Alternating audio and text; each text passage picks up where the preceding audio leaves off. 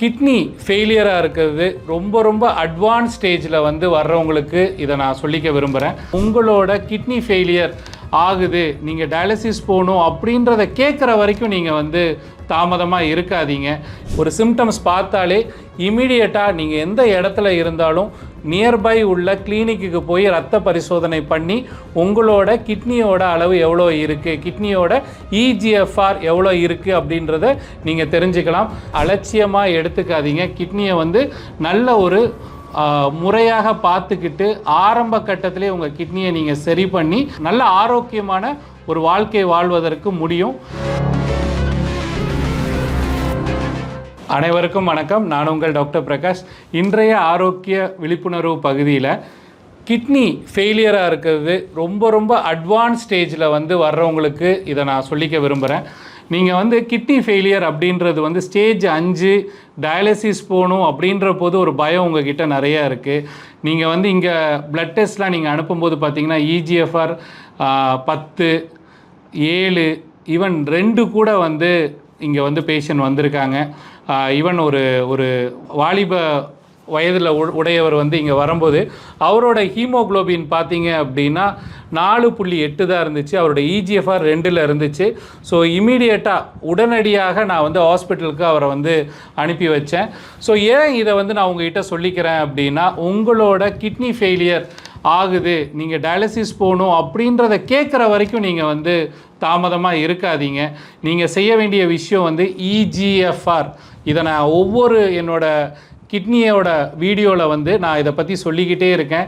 இந்த EGFR அப்படின்னா என்னென்னா எஸ்டிமேட்டட் குளோமருலர் ஃபில்ட்ரேஷன் ரேட் அப்படின்னு சொல்லுவாங்க. உங்கள் கிட்னிக்குள்ளே இருக்கிற ஃபில்டர் வந்து எவ்வளோ வேலை செய்யுது, எத்தனை சதவீதம் வேலை செய்யுதுன்றத உங்களோட கிரியாட்டினின், உங்கள் யூரின், உங்கள் பிளட்டில் வந்து பிளட் கிரியாட்டினின் மூலியமாக அந்த EGFR உங்கள் வயதை வச்சு கணக்கு பண்ணி உங்களோட ஸ்டேஜை வந்து க்ரானிக் கிட்னி டிசீஸ் உங்களோட ஸ்டேஜை வந்து சரியான முறையில் சொல்ல முடியும். ஸோ அப்படி சொல்லும்போது உங்களோட கிட்னி வந்து ஸ்டேஜ் 3 இருக்கும்போதே அதுக்கு உண்டான மருத்துவத்தை நீங்கள் ஆரம்பிக்கணும். ஏன்னா 3லேயே வந்து 3A 3B அப்படின்னு 2 விதமான கிட்னி ஸ்டேஜஸ் இருக்குது. ஸோ அதனால் கால் வீக்கம் இருக்குது, மூச்சு விடுறது கஷ்டமாக இருக்குது, மூஞ்சி பகுதி வீக்கமாக இருக்குது, காலையில் எந்திக்கும் போது உங்களோட புருவம்லாம் வீக்கம் அதிகமாக இருக்குது, யூரின் போகும்போது பபிள்ஸ் இருக்குது, யூரின் வந்து அவுட்புட் குறைவாக இருக்குது. இந்த மாதிரி நீங்கள் ஒரு சிம்டம்ஸ் பார்த்தாலே இமீடியட்டாக நீங்கள் எந்த இடத்துல இருந்தாலும் நியர்பை உள்ள கிளினிக்கு போய் ரத்த பரிசோதனை பண்ணி உங்களோட கிட்னியோட அளவு எவ்வளோ இருக்குது, கிட்னியோட EGFR எவ்வளோ இருக்குது அப்படின்றத நீங்கள் தெரிஞ்சுக்கலாம்.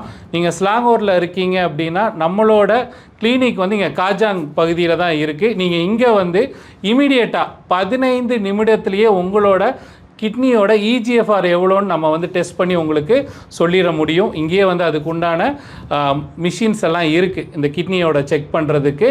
அதனால அலட்சியமாக எடுத்துக்காதீங்க. கிட்னியை வந்து நல்ல ஒரு முறையாக பார்த்துக்கிட்டு ஆரம்ப கட்டத்திலே உங்கள் கிட்னியை நீங்கள் சரி பண்ணி நல்ல ஆரோக்கியமான ஒரு வாழ்க்கை வாழ்வதற்கு முடியும்.